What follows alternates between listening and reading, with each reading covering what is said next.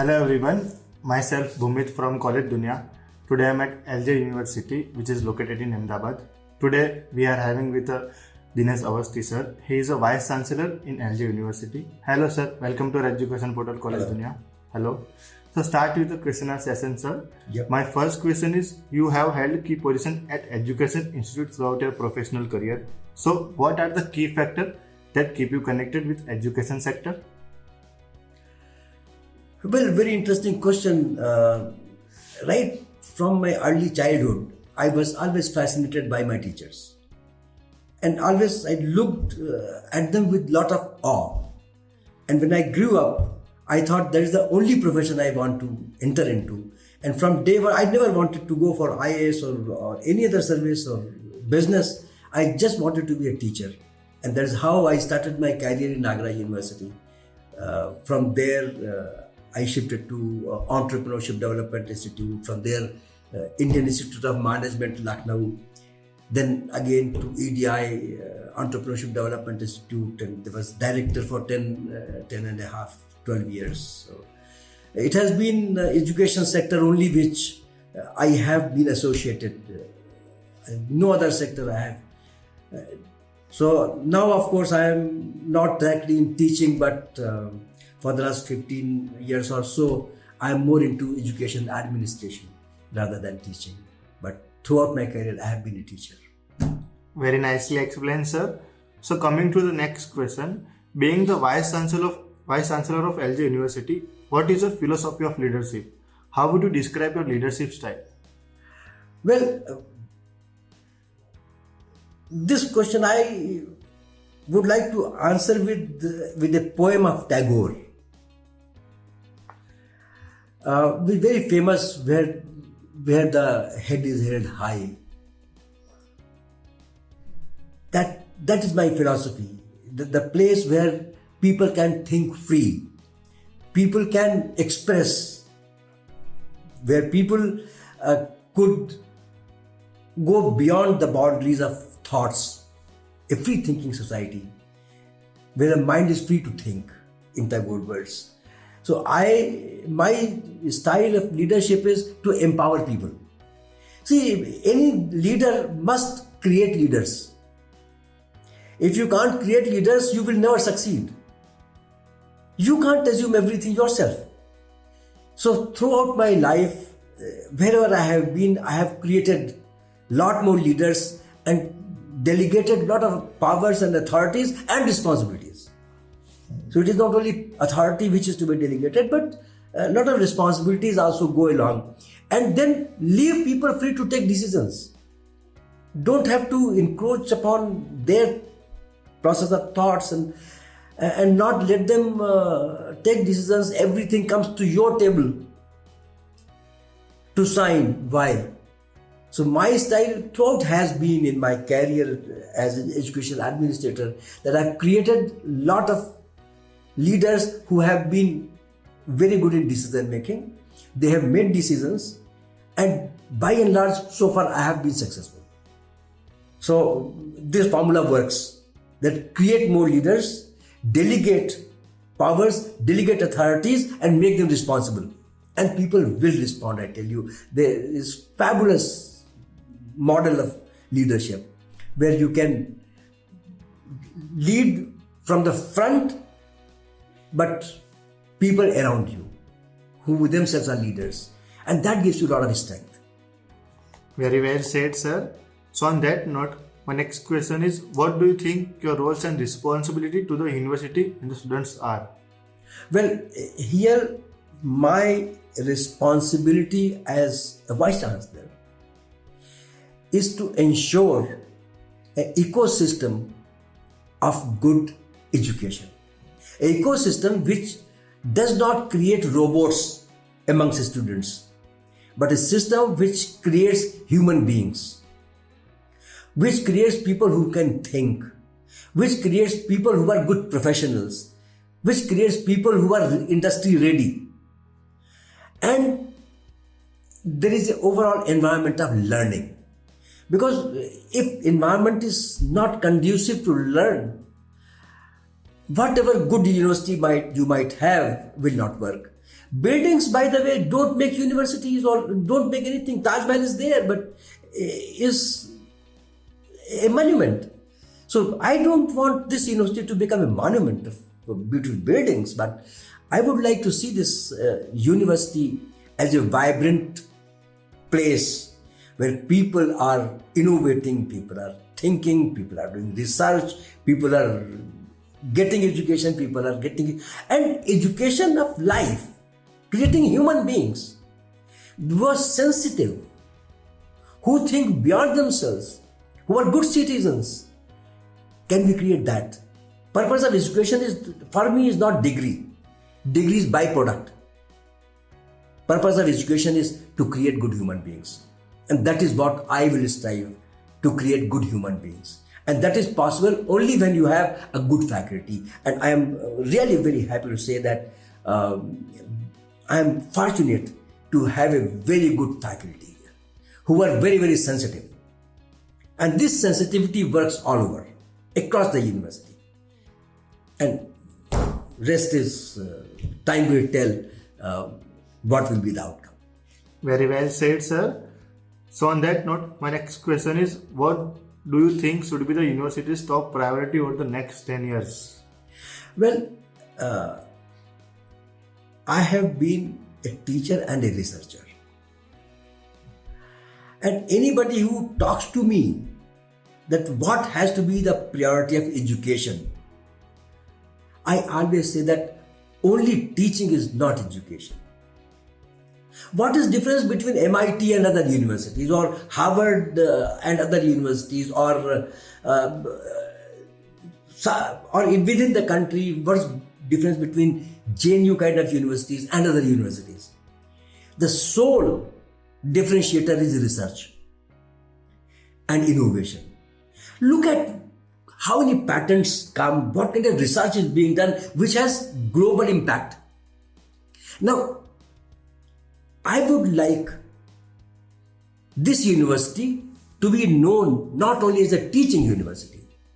Now, if you read new education policy, they talk about research-based universities and teaching-based universities. Now, for me, LJ University will be a research-based teaching university. So we will have research as core, which will be disseminated to the students so that they are able to appreciate the latest. We don't want to teach them history, even in engineering, what is happening 10 or 15 years back. No, I would like to catch up my students with the latest, which will be possible only when my faculty does serious research.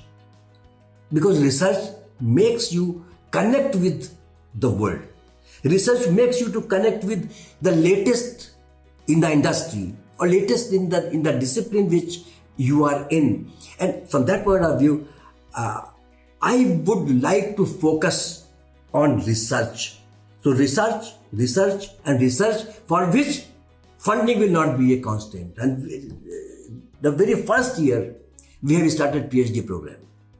And to promote PhD program, we are taking a lot of steps. We will help our faculty to become good guides. They do research themselves. They motivate students. So this university will become a vibrant center of research in industry, in social sciences, in management, in all the disciplines which we have in architecture. Come up with something new. Come up with something innovative. Only then you will be known. Otherwise, you will be forgotten as any other university in the world. Yeah, unfortunately, with this, if you look at this country, none of the universities is the first 400, except IT and the Indian Institute of Science. Indian Institute of Science is amongst those 400, and not a single university is among the top 400 of the world. China has 18. Small countries have universities which are global. But in India, we lack that. And primary reason is that we don't do research. We don't create knowledge. We teach knowledge created by others. So we have nothing to share. Unless you create knowledge, what do you share? So our universities don't have anything to share with others. And some of the good universities which you talk within the country, why? Because their research is read. Their research impacts policy. Their research impacts society. That's why they are known. So I would, my 10 years agenda or 50 years agenda if I'm alive, I mean, my sole agenda will be good teaching backed up by solid research by the faculty members and impact making research. I don't want research, very mundane kind of research. I want fundamental research which impacts society. So can we do it? So that is what my 10 years goal is. And let me see how much I succeed, because it requires a lot of things and there are so many missing gaps at the moment. I'm trying to bridge them.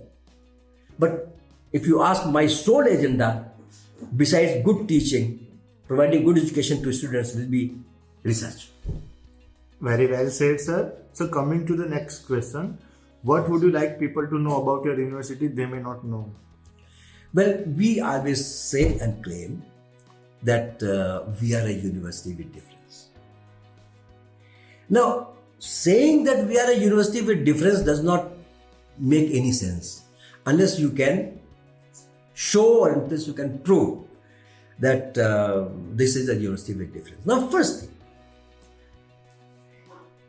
I will give you one example. We have launched PhD program.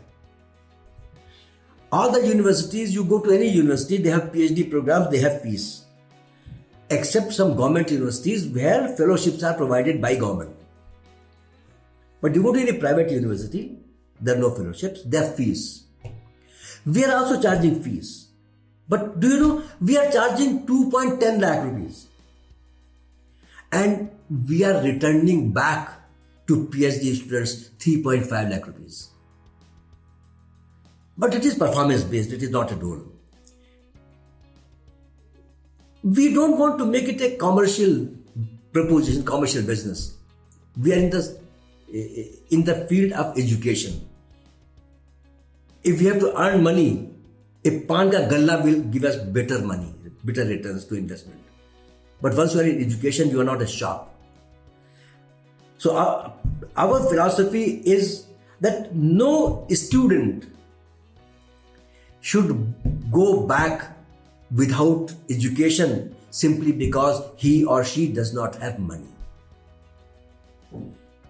It's not important for me that you can pay fees or you cannot pay fees. If you are bright, you are willing to really study, you have that fire in your belly, we will teach you. You will be with us and we will see through that you succeed in your goals. So the difference is that education, which is quality education at affordable price. Our fees are fairly low. Volume is good, volume is big volume. But we do not want, or we want to ensure that no child or no young person goes back without a degree or without education simply because he or she does not have money with him. That will be a very sad day for us. And that is the difference. Research will be a differentiator. So I would like people to know that there is a place for poor people as well, if they are bright enough. There is a place for disadvantaged groups, if they have that fire in the belly. We will teach them, we will see through that they achieve their best goals in life. We will mentor them, help them innovate, help them create. And this university believes in people who are creative and how to create, be creative, how to innovate. Every year we organize Innovation Village, where we invite people from all over the country. Something like 150 to 200 innovators come. They spend time with us. We also do pitching for them for funding. And that is an event which is now known across the country. We don't make money out of that. It is an investment for us. But we do it because we want to create innovators This country will also be known because of its innovations, not because some politicians or because some bureaucrats, but it will be known for its innovators. And that is what I would like this university to be known outside as, is a center of innovation, center of care, caring for people, caring for poor people, caring for bright young persons who can't afford education. Here is a place they can come and materialize their dream. They can live their dreams here. That is what our basic motto is. Very nicely explained, sir. So, sir, jumping to the last question. Sure. Any suggestions you would like to give to the current youth and the aspiring students? Well, students these days are very aspirational. When we were studying, we were not sure what we would like to do, barring people like us who knew that good or bad, but we will be teachers. I will be teacher. Otherwise, earlier career used to be either you become a doctor or become an engineer. They were the two career options when I was growing up. No third option. Now there are a lot of options. And young people have different way to think, even different way to educate themselves. Now we never had Google or we never had Facebook so they are connected globally than what we are. So once they have so much of knowledge, so much of exposure, I would like them to be very selective in the entire process, and would like them to be first a good human being, number 2 a good citizen, number 3 a hardcore good professional. If we can convert our students into these 3 categories, 3 components merge into one, and if every student which we produce is a good citizen, first a good human being. You may be anything, but if you're not a good human being, you don't matter for me. You should have empathy for people. You should have that, what you call emotional connect with people. That sensitivity. So people with sensitivity I'm talking about. So can I turn out my students who are sensitive about society, about people, about poor, about what is happening, about problems and issues? What is the level of sensitivity? If you don't create a sensitive person, you are not creating anybody. You are creating robot. Robot is not sensitive. You instruct and robot will do what you want robot to do. But we want people who are sensitive about society, about problem, about their surroundings. We would like them second to be a good citizens. You are sensitive and then you take to arms and other like Naxalites? No. I would like my students to be good citizens. So be a good citizen, be a sensitive person, be a good citizen, and be a good professional. It's not enough for you to be a good citizen and you are not good for nothing because you don't know what to do and you are a bad professional. No. So every student must have these 3 qualities: human, good citizen, and thorough professional, good professional, productive professional. This is what I would expect from my students. Very well said, sir. So, sir, thank you so much for giving such information about your university, sir. You are always welcome. Thank you, sir, for being a part of college. Thank you, sir.